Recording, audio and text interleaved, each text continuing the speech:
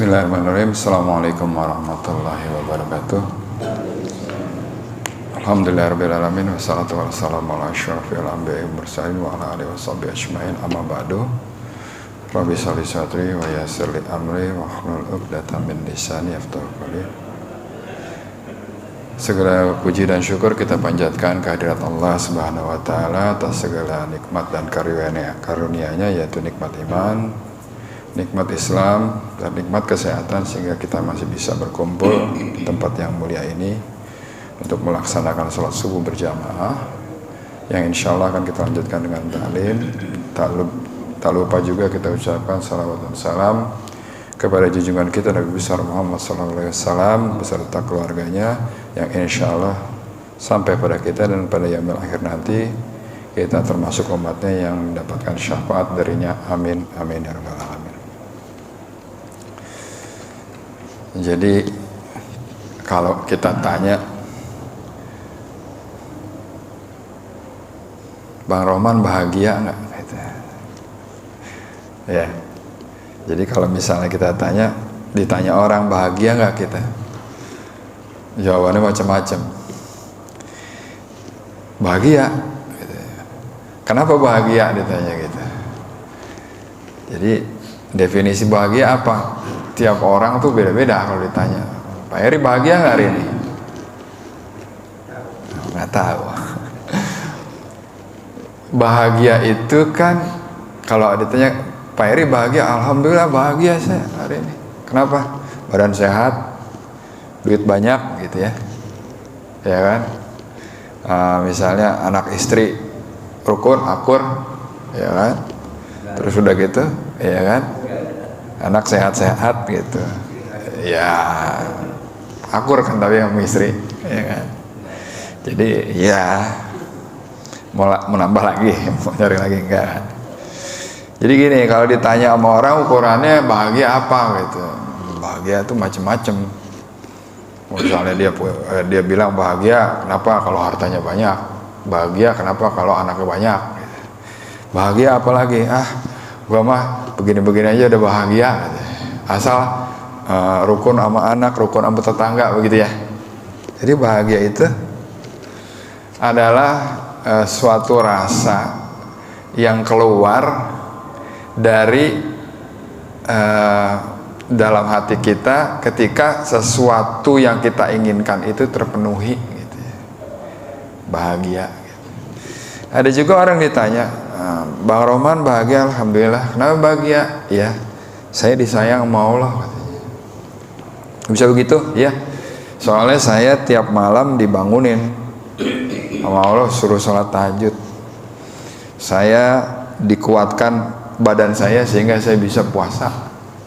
Saya dibagusin suaranya sehingga bacaan Quran saya jadi merdu, gitu. Ada yang bilang begitu. Nah, jadi pesan saya, jangan lupa bahagia, gitu. Apapun yang kita punya, apapun yang kita dapat, cari titik bahagia itu di mana, gitu.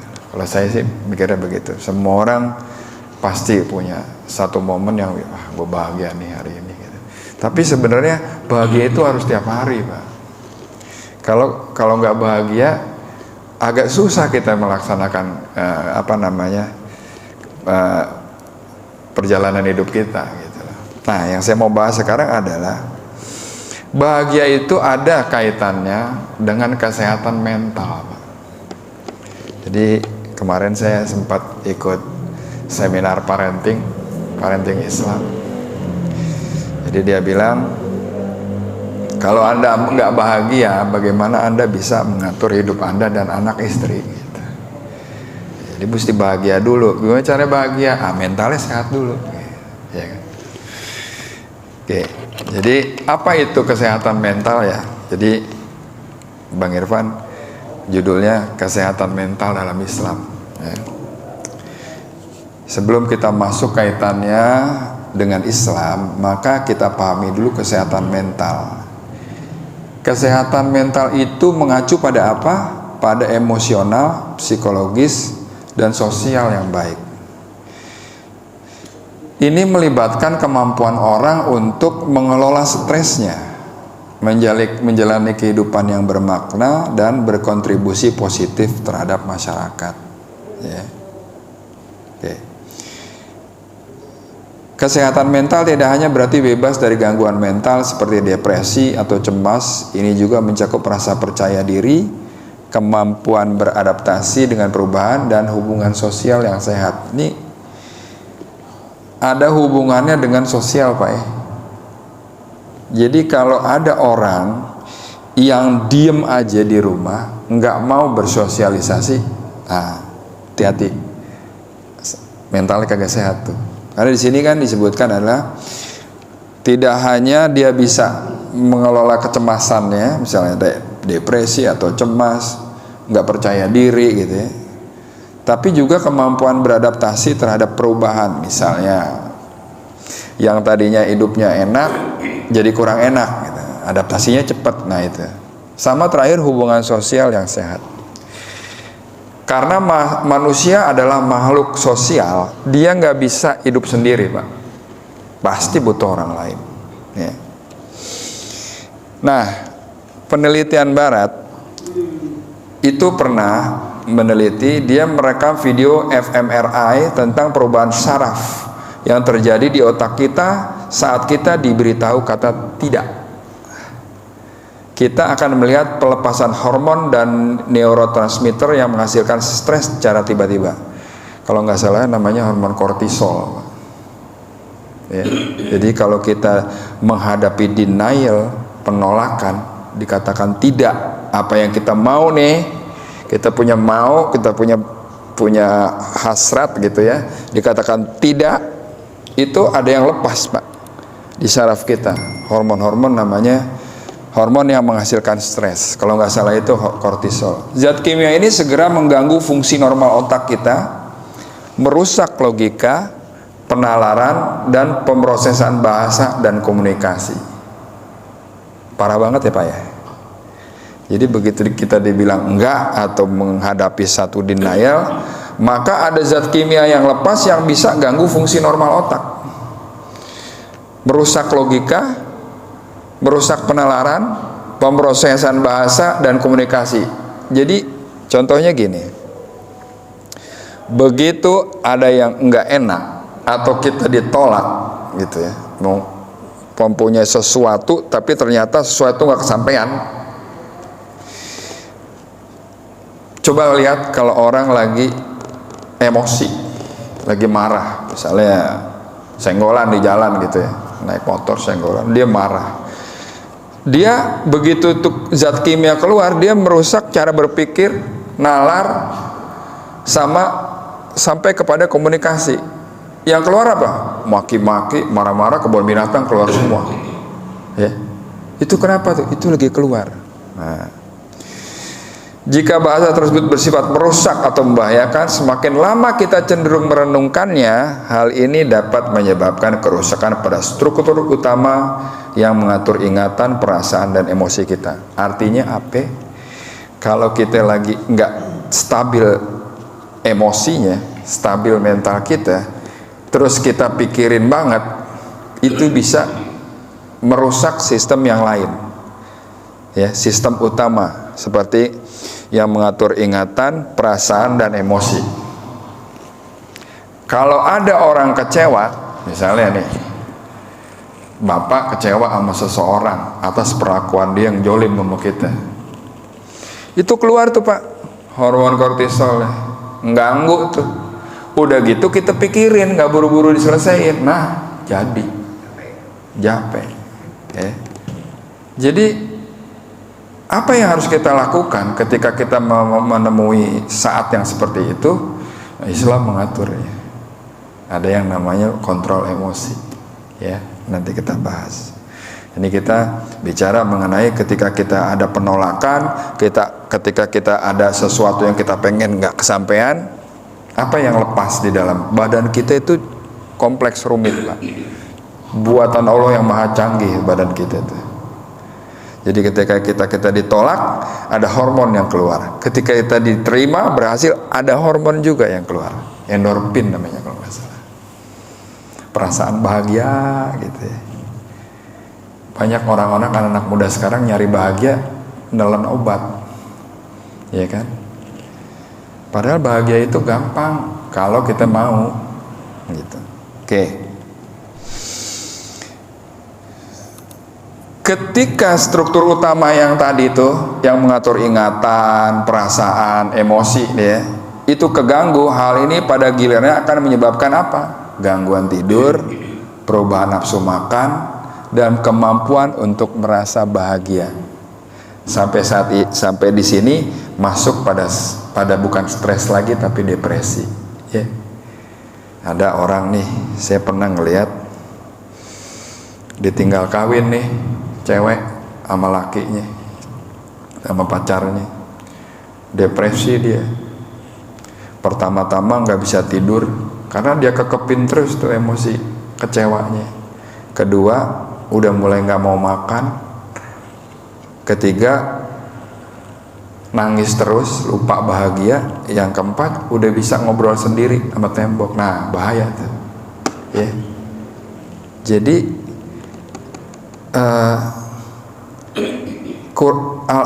Islam itu menanggapi seperti apa sih, seperti itu, ya. Jadi begitu ada masalah emosi ini, ternyata lebih dari 1000 tahun sebelum psikologi barat dibangun, bahasa psikologis Al-Quran menggambarkan emosi yang merusak dan pengkondisian yang berbahaya sebagai nafsu amarah atau dirinya yang memerintah.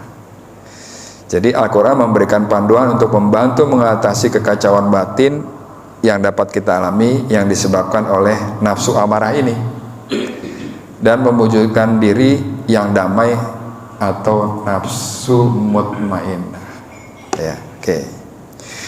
Al-Quran menggambarkan nafs ini atau diri ini sebagai sesuatu yang beroperasi di salah satu dari 3 keadaan, yaitu nafsu amarah, nafsu diri yang memerintah, nafsu lawamah, diri yang menuduh atau introspeksi, dan nafsu mutmainnah, diri yang damai. Jadi 3, ya. Di Al-Quran itu mengenai nafsu ini, nafsu amarah, lawamah, mutmainnah. Ini dulu udah pernah dijelasin sama Ustadz Rohmat, clear. Saya sekarang ulangin aja sedikit. Nafsu amarah, lawamah, dan mutmainnah adalah 3 tingkatan nafsu manusia dengan perspektif Islam yang menggambarkan evolusi jiwa dari keburukan menuju ketenangan lalu dekat dengan Tuhan. Oke. Kita lihat surat Yusuf ayat 53. Saya buka dulu Pak, ya, Qurannya. Surat Yusuf, surat berapa nih? 12, ya. Ayatnya 53.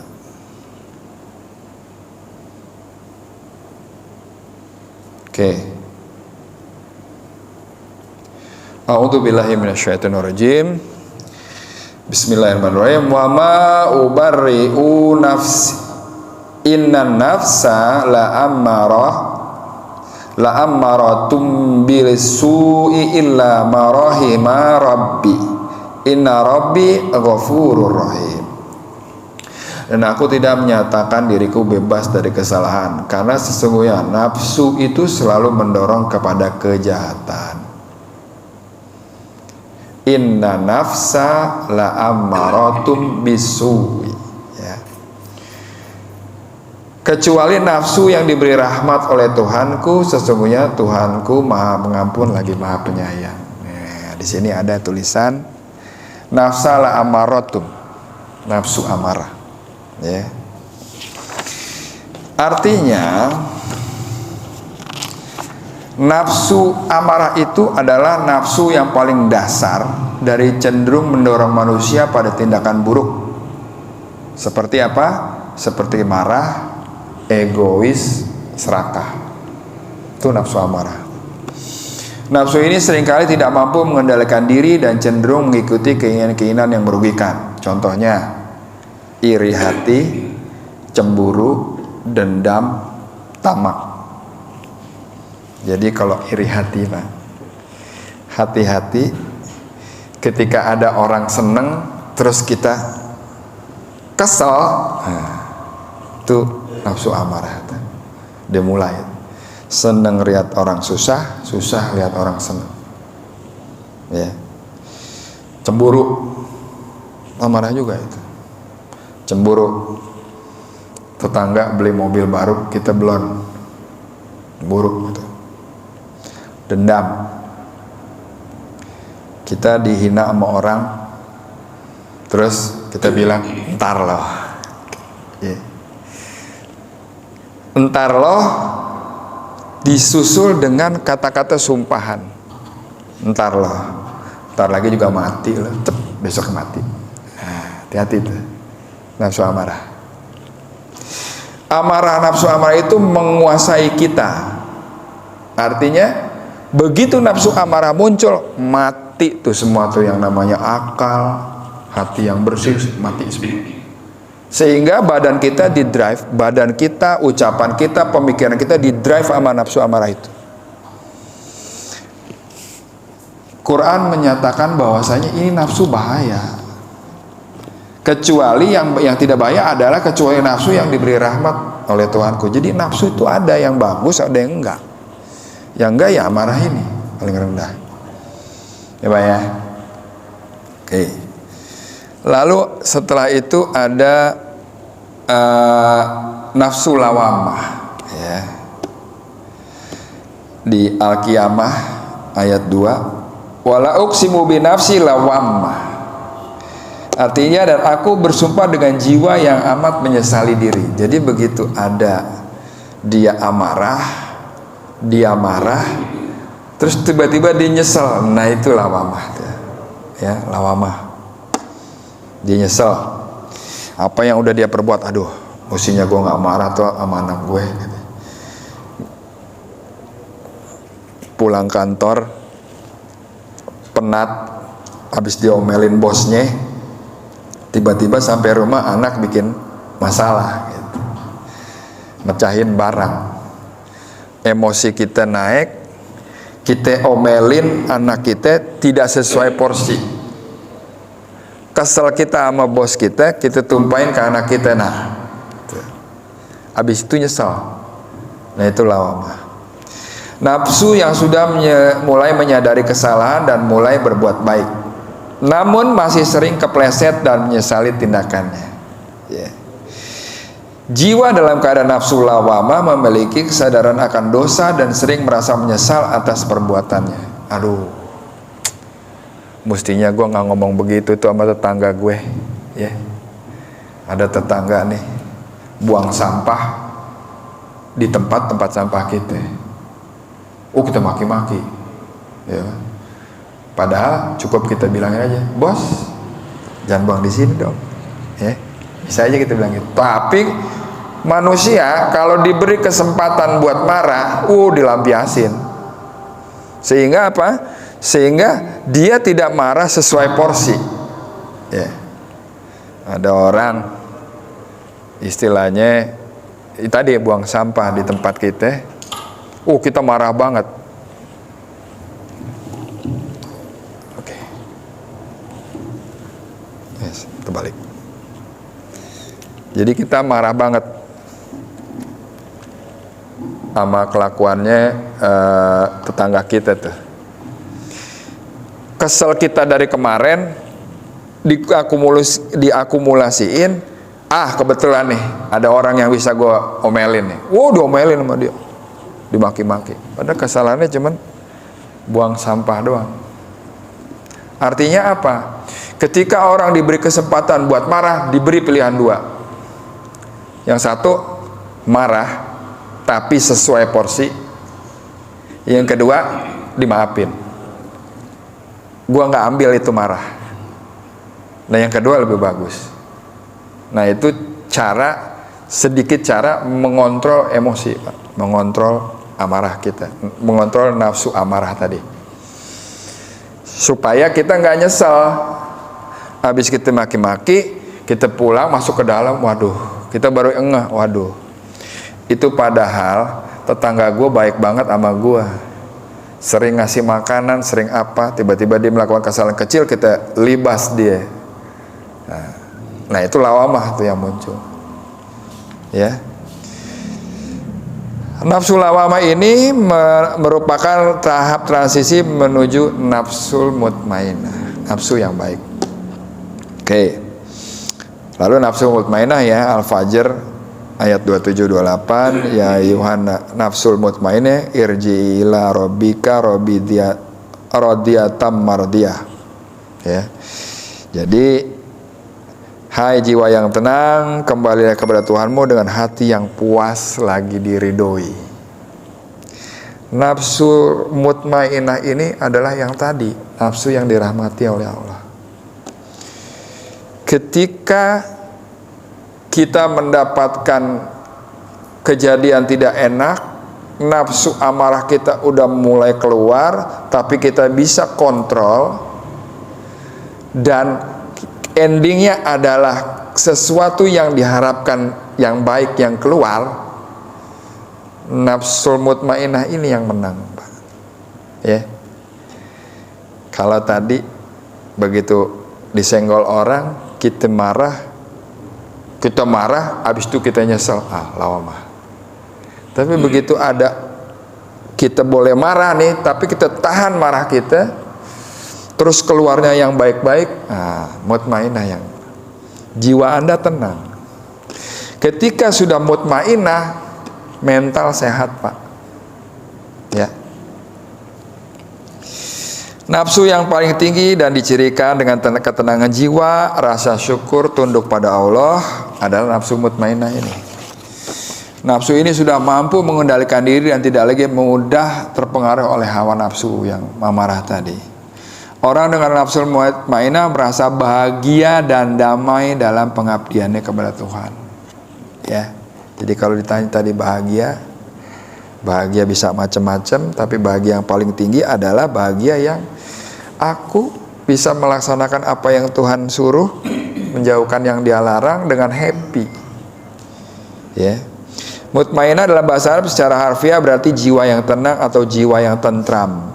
Dalam konteks Islam, istilah ini merujuk pada kondisi jiwa yang telah mencapai ketenangan, kedamaian, kepuasan spiritual karena rasa yakin dan iman yang kuat pada Allah. Jelas ya. Dia tenang, bukan ditenang-tenangin, tapi dia tenang, memang dia tenang karena Allah yang suruh. Ketika kita bisa mencapai nafsul mutmainah ini, ya insya Allah apa yang lewat pada kita, mau itu nggak enak, mau itu enak, kita tenang, Pak. Nah, kita juga lagi belajar nih masalah itu, ya, karena kita masih sering emosi, masih sering meluap-luap, masih sering kadang tidak sesuai dengan harusnya begini, kita melebihi gitu, ya. Lebih detail lagi, nafsul mutmainah ini adalah ketenangan dan kedamaian, yaitu menggambarkan jiwa yang tidak diganggu oleh rasa takut, duka, dan keraguan. Jadi kalau ada di dalam Al-Quran itu, mereka tidak bersedih hati dan tidak takut dan tidak bersedih hati itu. Ketika nafsul mutmainah ini jiwa kita sudah tenang, maka nggak ada lagi rasa takut, rasa duka atau ragu. Manusia selalu diliputi dengan ragu, yakin. Makanya kemarin dijelaskan oleh Ustadz Wahyu, mengatasi keraguan dengan meminta pertolongan pada Allah, memohon dengan cara apa? Istiqoroh. Istiqoroh nggak cuman buat milih bini atau milih laki doang atau milih kerjaan, enggak. Tapi istiqoroh itu baik dilakukan kalau kita tiap hari. Karena kita nggak pernah tahu ke depan ini goib. Pilihan mana yang terbaik, tolong pilihkan ya Allah. Nah, istiqoroh.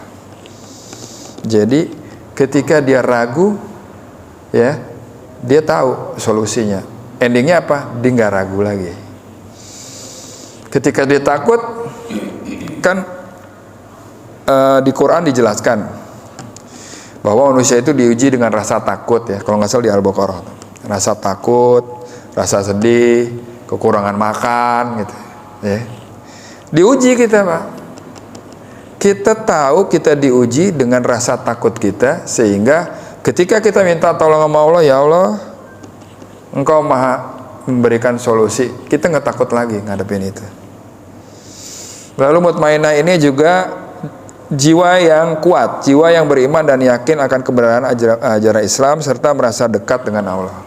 Ketika sudah mutmainah, maka dia dekat dengan Allah.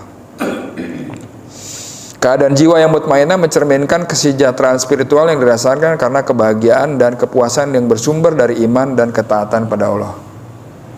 Jadi kalau ada orang bahagia karena kaya, bahagia karena anaknya banyak, bahagia karena asetnya banyak, sepertinya belum yang mutmainah. Kenapa? Karena yang mutmainah adalah kebahagiaan, kepuasan yang bersumber dari iman dan ketaatan pada Allah. Ketika kita taat, ketika kita tambah imannya, kita bahagia. Nah itu, ya. Lalu mutmainah juga ini memiliki sifat-sifat yang terpuji. Jiwa mutmainah ini memiliki sifat terpuji seperti dermawan, tawakal, syukur, ridho, dan hanya takut pada Allah.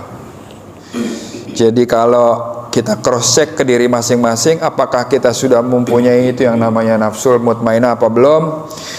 Ketika kita mudah bersyukur, ridho apa yang Allah tentukan, dan kita tidak takut selain hanya kepada Allah, ya, bahagianya juga sumbernya dari situ. Nah itu udah punya nafsul mutmainah. Oke. Sekarang kesehatan mental ini penting nggak?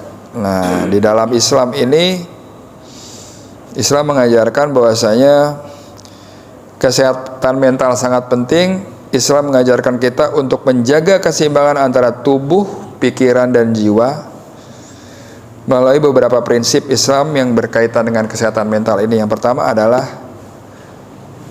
tawakal atau berserah diri hanya pada Allah. Islam mengajarkan kita untuk tawakal pada Allah dalam menghadapi kesulitan dan perasaan cemas. Ini tidak berarti kita tidak boleh mencari bantuan atau pengobatan medis jika membutuhkannya, tetapi tawakal adalah fondasi ketenangan jiwa. Ini di sini misalnya ada orang yang diuji dengan sakit, udah ke dokter sini sono, udah minum obat ini itu gitu, tapi belum kunjung sembuh. Apa yang perlu direhab dari keadaan itu adalah ketika kita sudah berusaha, maka hasilnya serahkan pada Allah. Itulah yang namanya tawakal. Artinya apa? Ketika ada orang sakit, udah berobat, udah minum obat, udah berobat, udah ke dokter, tapi penyakitnya belum kunjung sembuh, disitulah dibutuhkannya tawakal. Artinya apa? Kita husnuzon sama Allah bahwa penyakit kita ini akan sembuh, atau Allah mempunyai maksud yang lain yang harus kita pahami melewati sakit ini. Jadi begitu, ya. Tawakal, berserah diri pada Allah. Hasilnya ya biar Allah aja deh yang menentukan hasilnya. Saya mah cuma berusaha doang gitu ya. Yang kedua, zikir atau mengingat Allah. Zikir ini adalah cara untuk menenangkan jiwa dan menghadirkan Allah dalam pikiran kita. Jadi kalau di dalam Quran itu berzikirlah untuk mengingatku, ya kan? Karena dengan mengingat Allah itu kita artinya jadi tenang. Yang ketiga adalah sholat. Sholat adalah kewajiban dalam Islam yang merupakan bentuk hubungan langsung antara kita dengan Sang Pencipta lewat sholat, ya. Jadi kesehatan mental itu bisa terjaga dengan satu tawakal, dua dengan mengingat Allah, ketiga dengan sholat. Setelah mengingat Allah, lakukanlah sholat. Nah, sholat adalah kegiatan yang istilahnya mensupport tadi, mensupport yang mengingat Allah tadi. Yang keempat, bersosialisasi. Jadi Islam mendorong hubungan yang baik dengan sesama, bergaul dengan orang lain, berbagi perasaan, dan memberikan dukungan adalah cara untuk menjaga kesehatan mental. Jadi Karena manusia adalah makhluk sosial, maka kita harus bersosialisasi. Ketemu sama orang, nengokin orang sakit, berbaik-baik dengan tetangga, berbaik-baik dengan anggota keluarga, yang jelas. Jadi jangan sampai Pak, di dalam rumah kita itu kita tidak baik-baik saja dengan anggota rumah. Ketika ada yang salah, Islam mengajarkan kita untuk memaafkan. Jadi kalau kata Pak Ustadz Wahyu bilang, di Quran itu nggak ada yang minta maaf, adanya memaafkan. Karena memaafkan itu derajatnya lebih tinggi. Bisa kita lihat di surat Ali Imran ayat 133 dan 134 yang sering dibacakan di sini. Jadi bagaimana kesehatan mental itu bisa didapat dari Islam? Islam mengajarkan harus bersosialisasi, jangan ngedekam aja di rumah, gitu. Ya. Yang kelima, menghindari perilaku destruktif. Jadi Islam melarang perilaku yang merusak. Contoh seperti minum alkohol, ya, narkoba, ya kan, ngelem, ya. Jadi disalurkannya misalnya gini, kita ada rasa kecewa, disalurkannya dengan apa? Yaitu misalnya dengan kerja bakti, dengan beberes rumah, ya.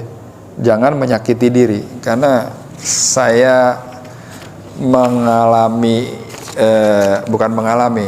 waktu anak saya di pesantren, itu ada teman-temannya yang kedapatan beberapa kali menyakiti dirinya sendiri, Pak. Pakai gunting kuku, diguntingin tuh. Kenapa dia stres? Tapi nggak tahu cara ngelepasinnya. Karena makhluk sosial nggak bisa dipendam sendiri, Pak. Dia mesti cerita.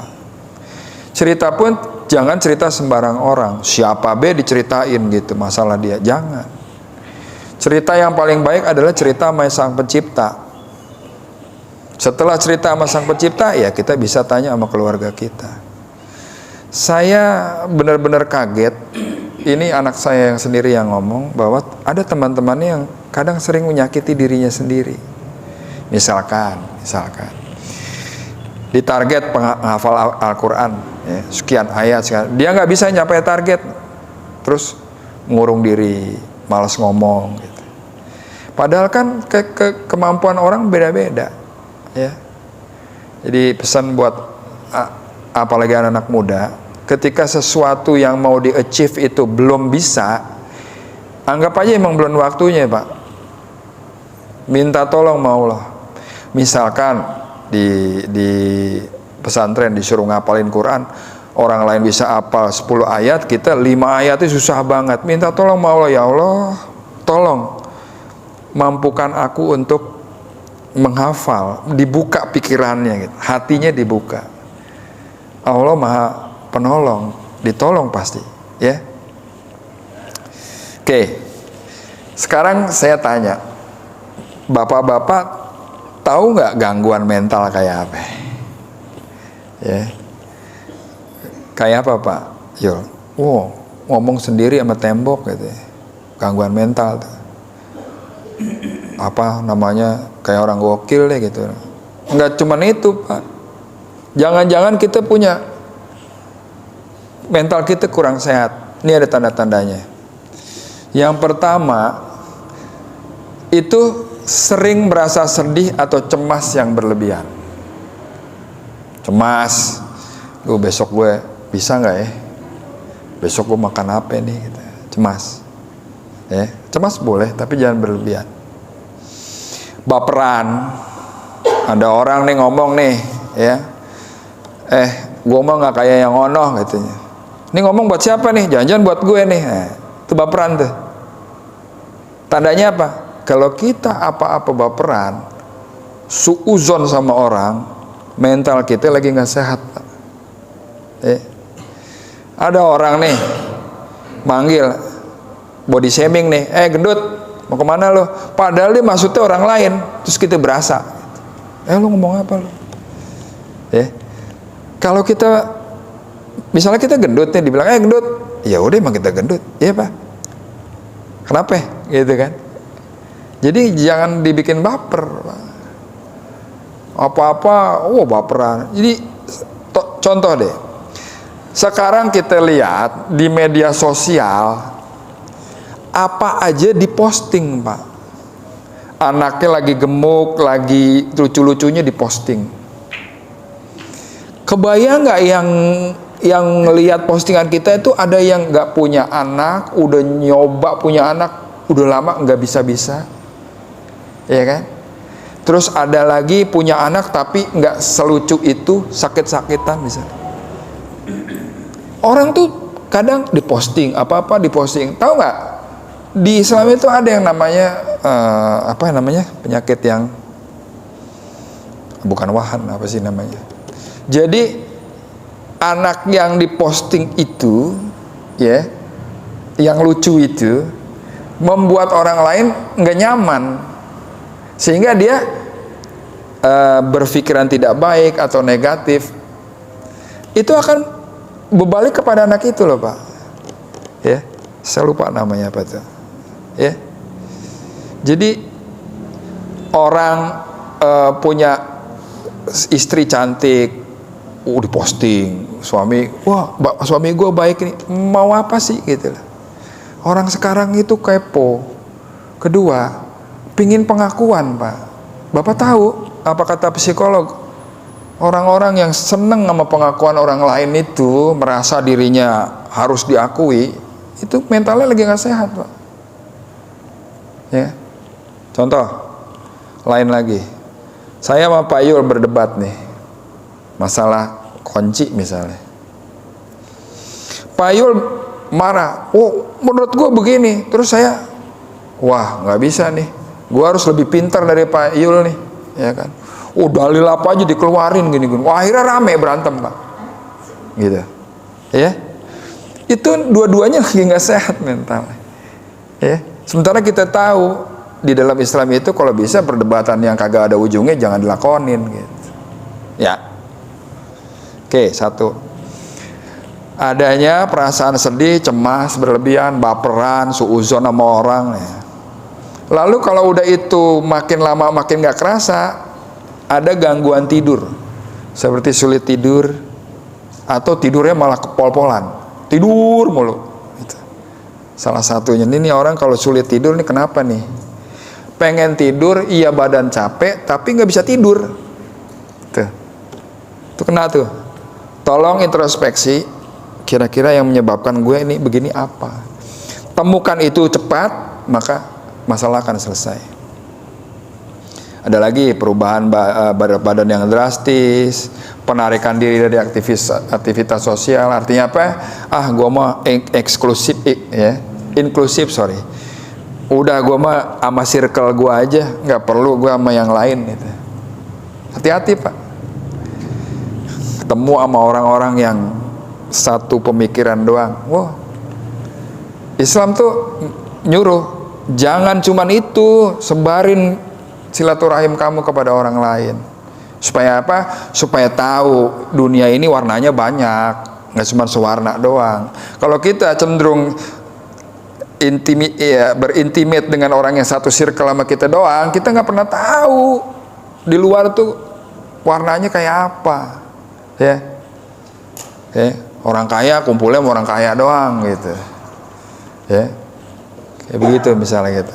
Orang yang suka misalnya suka mobil, ngumpulnya sama orang suka mobil aja. Ya, jadi perlunya apa?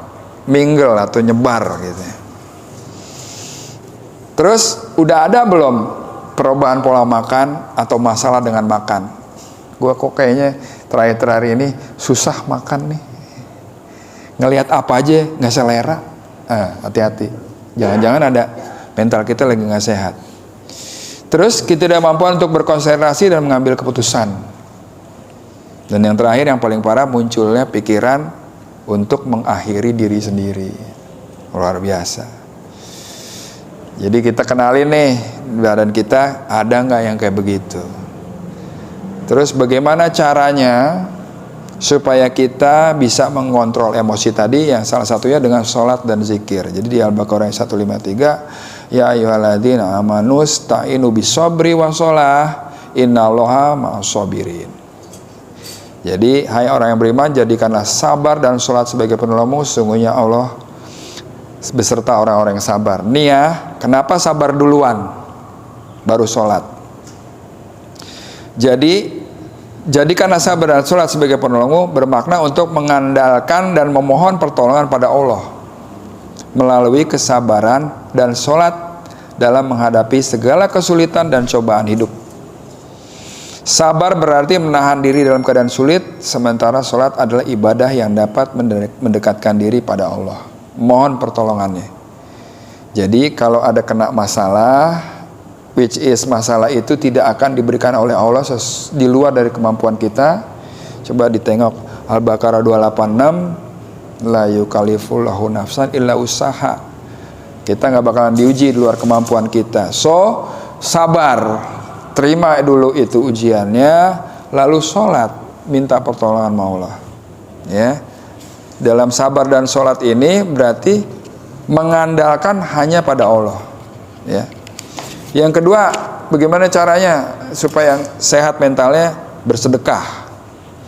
Jadi di Al-Baqarah ayat 274, saya bacakan artinya, auzubillahi minasyaitonirrajim.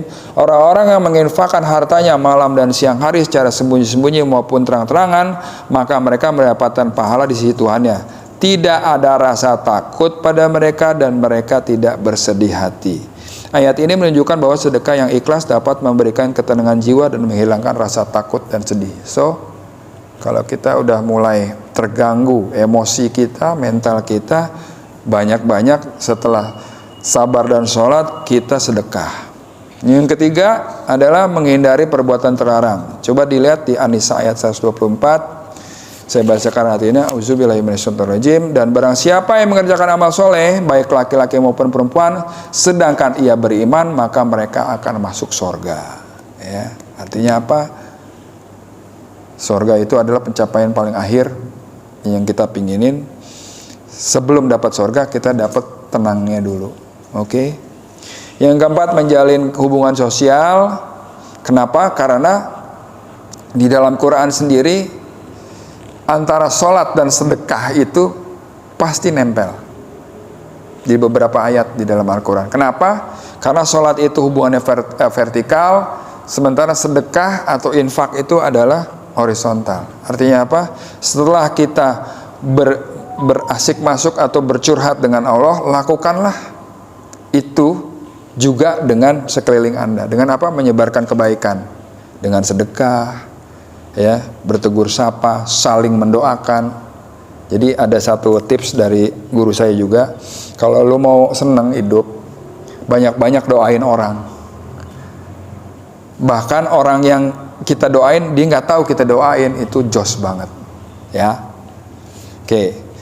Yang terakhir adalah keterlibatan sosial. Jadi makhluk sosial tadi, manusia nggak bisa sendirian. Oke, saya rasa itu aja yang bisa saya sampaikan. Lebih kurangnya saya mohon maaf. Mudah-mudahan bermanfaat.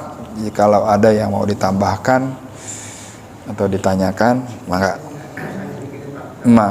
Iya, waalaikumsalam warahmatullahi wabarakatuh. Saya pikir bahagia itu sesaat aja, Pak. Kalau dasarnya nggak ikhlas, bahagia itu kan hilang. Ya, mangga. Waktu lebaran kemarin, anak-anak datang. Ya, saya bahagia saat itu, karena anak-anak saya datang ke anak-anak. Tapi kita ada pulang semua, ya bahagia itu hilang. Gitu ya. Jadi kalau kita nggak ikhlas, ya bahagia itu akan hilang, saya pikir. Jadi kalau tanya saya, Pak, bahagia nggak? Saya nggak tahu, karena dasarnya mesti ikhlas dulu kita sebenarnya. Iya. Jadi gini Pak, saya jawab ya. Kalau Bapak bilang bahagia itu hanya sesaat, Allah menciptakan bahagia itu untuk nemenin kita. Orang tuh harus bahagia, Pak. Ya. Bahagia yang sesaat yang Bapak maksudkan adalah bahagia ketemu sama anak-anak. Ya. Siapapun. Ya. Tapi Bapak jangan lupa bahagia dengan apa yang Bapak punya. Orang lain mau ke masjid susah. Pertama, nggak ada panggilan buat ke masjid. Kedua, ya ada panggilan, nggak mampu, nggak bisa sampai ke masjid. Entah itu fisiknya dan segala macam. Ya. Jadi apa yang kita punya, mudahnya kita berangkat ke masjid, mudahnya kita melakukan ibadah-ibadah yang sunnah. Jangan lupa, itu bahagia juga. Ketika kita tidak membahagiakan itu, kedekatan kita dengan Allah kan tadi jelasin. Bahagia itu adalah ketika kita dekat sama Allah. Artinya apa? Nggak akan pernah tahu, Pak. Allah yang punya mau. Sekarang episodenya yang dialami oleh Pak Eri adalah seperti ini. Tapi kita berharap kepada yang maha bisa diharapkan, yaitu Allah Subhanahu wa Ta'ala, akan memberikan yang terbaik buat semua. Kemarin saya waktu dengerin parenting Islam dibilang, kamu tahu sukses menurut Rasulullah dalam mendidik anak, yaitu ketika kita punya anak, nggak harus digubrak-gubrak untuk sholat, nggak harus digubrak-gubrak untuk ibadah.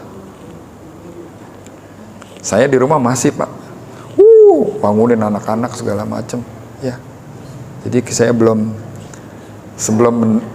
mendapat kebahagiaan atau misalnya kesuksesan yang Rasulullah bilang. Simple, Pak, dalam Islam. Ketika ada anak yang tidak mau melihat kembali bapaknya, dia nggak sukses bapak itu. Tetapi ketika dia dengan sendirinya lebaran datang tanpa kita suruh, ya, bapak jangan lupa itu. Kenapa? Itulah sajian yang diberikan Allah saat ini pada bapak. Banyak orang tua yang nggak pengen banget ketemu anaknya, nggak bisa. Walaupun bapak bilang kebahagiaan itu hanya sebentar, karena begitu anak-anak pulang ya sudah. Sama kayak yang di kampung-kampung itu, begitu orang pulang kampung balik lagi udah sepi lagi. Tapi jangan dikecilkan skup bahagia itu, Pak. Ketika kita dekat dengan Allah, itulah bahagia sesungguhnya.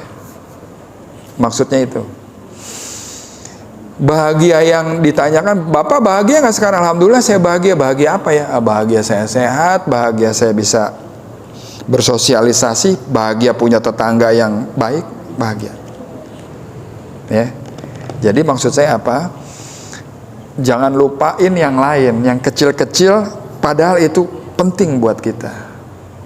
Bapak ditanya, anak-anak mah sebentar doang datang, tapi bapak hidupnya sehari-hari gimana? Saya punya tetangga baik, saya punya teman-teman di masjid baik. Nah itu. Jadi sama Allah itu dibagi rata, Pak, supaya bapak paham gitu. Oh, Allah tuh sayang sama saya. Walaupun anak saya cuma sebentar di rumah saya, tapi saya punya kehidupan yang lain, dihargai pendapat saya, berinteraksi dengan sosial dengan baik gitu loh. Banyak yang sayang sama saya, itu Pak Eri. Ya, saya kira itu. Mudah-mudahan kita bisa mengambil sisi yang lebih dalam lagi tentang bahagia itu. Jangan dikecilkan skup. Kira-kira itu ya. Saya rasa udah masuk waktunya nih kayaknya nih, ya. Oke. Itu aja yang bisa saya sampaikan. Mudah-mudahan bermanfaat. Lebih kurangnya saya mohon maaf. Kita tutup dengan doa kafaratul majlis. Subhanaka wa bihamdika asyhadu an la ilaha illa anta astaghfiruka wa atubu ilaik. Wassalamualaikum warahmatullahi wabarakatuh.